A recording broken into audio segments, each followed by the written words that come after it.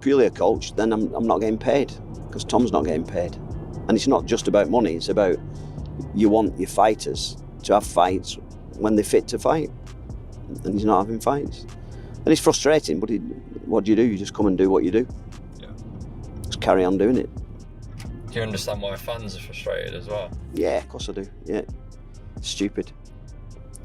I have no idea the reason why the UFC don't really want Tom to fight anybody else other than Jon Jones. That Tom Aspinall is fighting Cyril Gane next. If somebody hits me in 40 minutes, but the current plan right now, Tom Aspinall versus Cyril Gane for the interim championship. The UFC heavyweight division is in an uncertain state as Jon Jones is demanding a heavy compensation and Tom Aspinall's patience is running thin from the endless delays. Meanwhile, former mixed martial artist Georges St-Pierre being a firm supporter of Tom Aspinall that the spotlight in MMA shouldn't always revolve around Jon Jones. While accepting Jones's legendary status, GSP thinks it's important for fans and the UFC to shift more attention to other talented fighters who are actively competing and making their mark. He feels that the sport has evolved with many rising stars who deserve recognition rather than constantly focusing on a single figure. If any, would you give to Tom Aspinall, who I think is very frustrated right now because he thinks he's the best,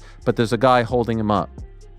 Well, if I could give Tom, thanks for that. I mean, it's a great honor for me to hear that. I think Tommy needs to focus on the next task. When I lost to Matt Serra, I was making the mistake of trying to focus on Matt Serra to get my revenge immediately. But I had a few other fights lined up before to get that. And if he's only focusing on Jon Jones, and if Jon Jones does not come back right away, he's not focusing on the right thing. He needs to focus on what is next, the next path. Georges St-Pierre has shown full respect for Jon's legendary status and accomplishments, but he highlighted that time waits for no one, especially in this sport. He said he would love to see a showdown between Jon Jones and Tom Aspinall, a fight that could define this era. But for that to happen, Jones can't afford to sit on the sidelines much longer, and the sport shouldn't have to pause for one man, no matter how great he is. It's a distraction, you know, and things that needs to be done will be done. You know, I don't know what Jon will do, but as a fan, I would love to see this fight. I mean, because in terms of legacy and accomplishment, Jon Jones is the best, you know what I mean? Meanwhile, Georges St-Pierre further added that the delays are all coming from Jon Jones's side and that it's unfair for Tom Aspinall to put his career on hold waiting. George believes Tom should stay active and take on other top contenders instead of sitting idle. According to him, if Jon Jones truly wants the fight and gets properly compensated, it will happen eventually. But in the meantime, the division should keep moving forward. Tom should work on his legacy and compete with Jon Jones. And I understand Tom from his point of view that he's a proud fighter, he wants to be the best, but now it's all depend on what Jon want to do. If Jon still want to do this, if he's compensated fairly, all that plays. So Tom should not focus on that because it's outside of his control, and he's wasting a lot of energy focusing on that. And I know it's very hard, sort of self-hypnose himself to focus on the next thing and be hungry about the next task. And by doing this, Georges St-Pierre also mentioned that Tom Aspinall has the potential to seriously challenge Jon Jones if they ever meet in the octagon. He appreciated Aspinall's skill set, athleticism, and fight IQ, suggesting that if anyone in the division could crack the puzzle that is Jon Jones, it might just be Aspinall. GSP sees him as a legitimate threat, not just another opponent. On the next thing, he's going to build up his legacy, and perhaps one day he's going to be the greatest. You know, he's got all the tools as well to be, you know, a lot of people, you know, want this fight to happen because a lot of people believe like, oh, he's the guy that's going to crack Jon Jones' code, you know, and as a fan, I want to see this fight, you know, and I understand on both sides, you know, Jon want to be compensated. It's a game. It's a negotiation game. You know, it's a chess game. And on the other side, Tom is waiting, you know, and I understand both point of view, but Tom needs to focus on what's next, and the rest sort of try to clear your mind and only focus on that thing, you know. Well, opposite to Georges St-Pierre's advice, Tom Aspinall has been staying active in training for Jon Jones's fight under his father, Andy, but there's clear frustration in their camp, especially regarding the lack of fights for Tom. As the heavyweight title fight situation remains uncertain, Andy shared his concerns during a recent YouTube video. The main issue is that a top athlete like Tom, who is in his prime, isn't fighting regularly, which is not just a challenge for his career, but also for his father's livelihood. That's the message they wanted Tom to give out to people. And we had the meeting with Hunter. And they're going to try and fix the fight with Jon Jones, but we're still in April now. Still waiting for this guy to say, I'll have a fight or I'll not have a fight. And I don't really understand that.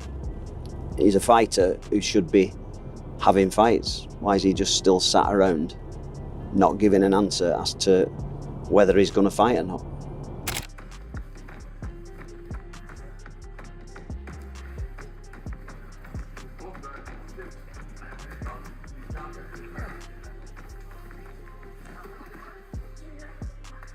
In the fact that Jon Jones would say that he needs 6 months from the time the contracts are signed. I knew Jon Jones was fighting Aspinall the second Jon Jones got done fighting Stipe. But the clock does not start. According to Jon, the clock does not start. The 6-month mythical clock does not start until the contracts are signed. And Daniel, he's within the 12 months. Even if they've slow played it, like it's not quite enough to get pissed off at a guy. It's right there. It's right at the point you're playing your cards. Here, the most annoying part was when MMA analyst Chael Sonnen mentioned that Jon Jones would need at least 6 months from the time a contract is signed before being able to fight again. For example, he said that if a contract for a fight were signed today, the earliest Jon could return to the octagon would be in September. Chael stressed that Jon's timeline for a fight is a significant factor in the delay, and it's a situation that everyone involved in trying to set up a fight with Jon Jones has to navigate. It's definitely annoying, but I think that his point was to be annoying. I think that was the point. And in that way, he has succeeded. That's the thing, Jill. He's annoying him. He's annoying people because they want things so bad. You know, you can want something so bad that it just eats at your soul. And there's one person, Jill, there's one guy that's responsible for giving you that thing. Who would have ever thought that you want something that bad and Jon Jones holds the key to it? That Jon Jones can be like, nah, I just don't want to do that. Like, and I don't care what you think, right? I'm the greatest of all time. You can say this guy's going to beat me. There's been many that are supposed to beat me, but it doesn't matter. Chael referenced the concept of the 365-day rule, which is more of an industry norm than an official regulation in professional wrestling and boxing. He said that historically, fighters such as Jon Jones are supposed to defend their titles within a year, but Jon has pushed the envelope on that timeline. Chael Sonnen focuses attention on Jon Jones's dominant position in the fight world. He points out that Jon Jones is in control of the situation and could easily say, nah, I don't want to do this, and walk away without caring about the criticism, asserting his status as the greatest of all time. Even if people think another fighter like Tom Aspinall could beat him, Jon remains unconcerned. Chael also addresses Tom Aspinall's father's frustration, who believes that Jon should vacate the title if he's not going to fight Tom. And so Tom Aspinall's dad, he talks, right? He goes, he should give up the belt. He should vacate the title if he's not going to fight Tom. We're not bothered by him. He goes, he should let the belt go. But the reality is this, right?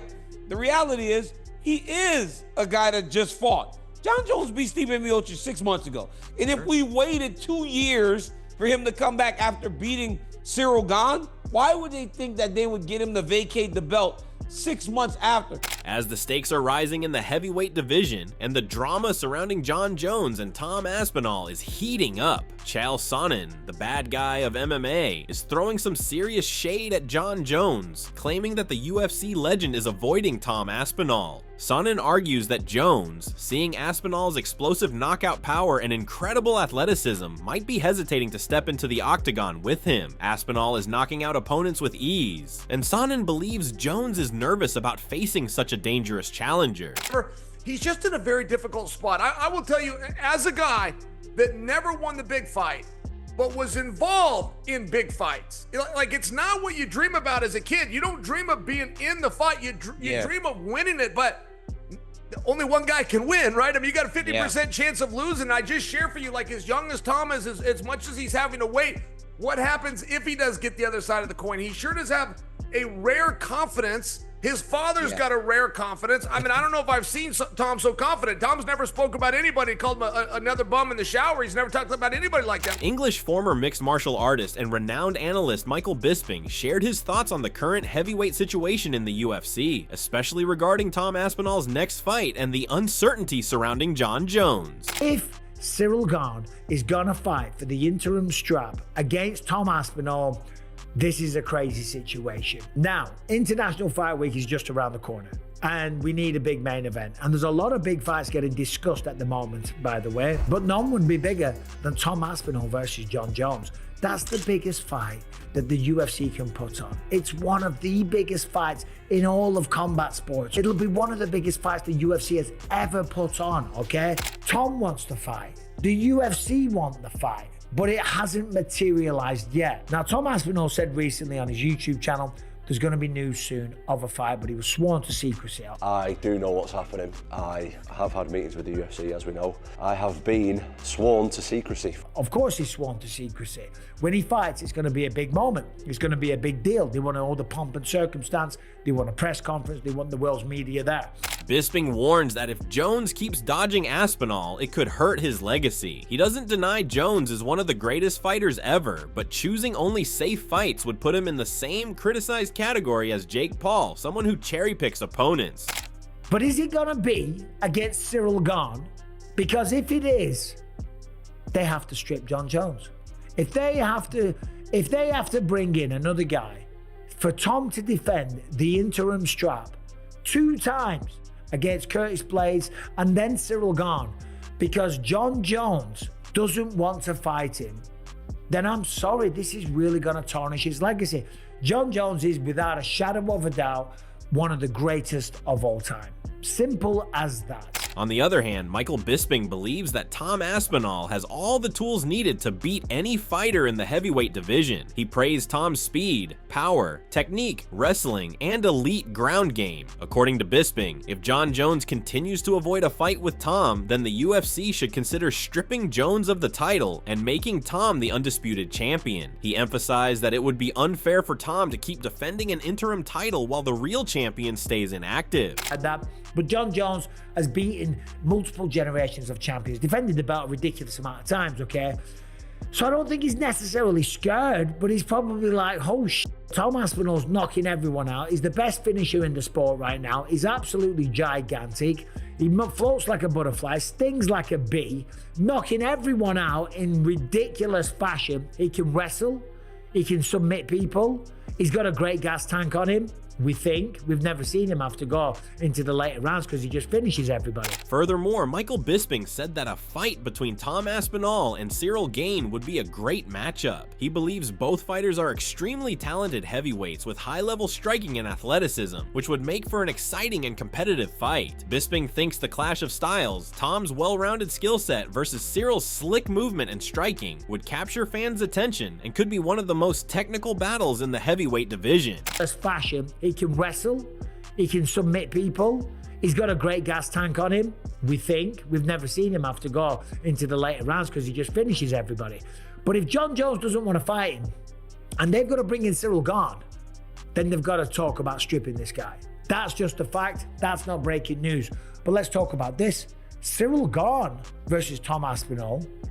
That gets me thinking. That's a really, really interesting fight. Now, of course, when you look at Tom, what separates him from most heavyweights is his athletic ability, his size, his agility, his speed, of course, his technical prowess, and his knockout power. Cyril Gane can match him for a lot of that stuff. Of course, Tom is more technical and he's more well-rounded. He's got better wrestling, he's got better jiu-jitsu, and he probably hits harder. In fact, he does hit harder. It's because he's not scared of being taken down. He goes forward, he's aggressive, he stands in the pocket, and he really commits and swings like crazy. I'm just saying in terms of athletic ability, agility, size, power, speed, stuff like that, Cyril Gane might be able to match him. Remember, he went to a decision against Francis Ngannou. Yes, of course, Francis took him down, turned into a wrestler, won via decision. And we know, of course, Jon Jones submitted him in the first round. Michael Bisping further advised and mentioned that Cyril Gane still needs to improve in certain areas if he wants to win the fight, suggesting that while he has potential, he must make adjustments to compete at the highest level. So Tom's far more advanced in terms of technical ability when it comes to grappling in general, whether it's on the ground or when it comes to wrestling and taking people down. And if Cyril Gane has improved his takedown defense, it could turn into a very, very interesting fight. However, I think Tom beats him. But the most interesting part of this is that if this is even going to happen, what is going on with Jon Jones? Michael Bisping expressed the view that Jon Jones seems to be following a strategy similar to Jake Paul's by carefully selecting opponents he believes he can easily beat. According to Bisping, instead of consistently challenging himself against the toughest contenders in the division, Jones appears to be playing it safe, fighting only those he feels confident about defeating. This, in Bisping's opinion, raises questions about Jones's willingness to truly test himself and prove he's still the best in the game. And that's what he's got to do. He's got to try and, tempt Jon to want to shut him up. Because the fight hasn't materialized, of course, a while ago. He was talking about needing 6 months for a training camp. That doesn't change anything. And I'm waffling on and I'm going on. I've made my point. If that fight happens, it will massively affect the legacy of Jon Jones. Of course, it won't take away what he's already achieved in the sport. That's set in stone.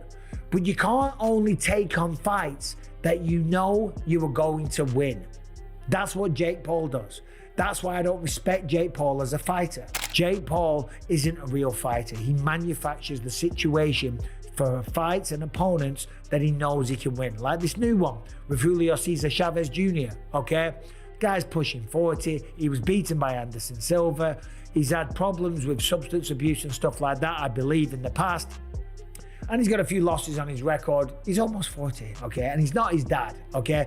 This is another situation that Jake Paul's looked at it. It's calculated. Yeah, he's got to work hard. Yeah, he's got to train hard. But he probably knows he can beat this guy. Adding on, Michael Bisping pointed out that Jon Jones is doing exactly the same thing Jake Paul does, carefully picking opponents he knows he can beat. Instead of taking on the toughest and most dangerous fighters in the division, Jones seems to be protecting his legacy by avoiding real risks. He's not taking on proper contenders that are in their prime, that are coming up, that have boxed their entire life, that are like international champions or like British or European champs and stuff like that. No, that's not who he's taking on. He's taking on pretty much has-beens, okay? And I'm not saying that Jon Jones was doing that, but what I'm saying is he's starting to fall into that territory. With Jon Jones versus Tom Aspinall, fight delayed yet again, the big question now is, what's next for Tom Aspinall? George St. Pierre has made it clear, Tom shouldn't wait around. The UFC heavyweight division is full of dangerous contenders, and Aspinall's momentum shouldn't be wasted. Whether it's a clash with Sergey Pavlovich, Cyril Gane, or a title unification bout in the meantime, Aspinall needs to stay active and keep proving he's the future of the division. What do you think Tom Aspinall should fight next? If you enjoyed the video, don't forget to like, share, and subscribe for more fight breakdowns, predictions, and updates.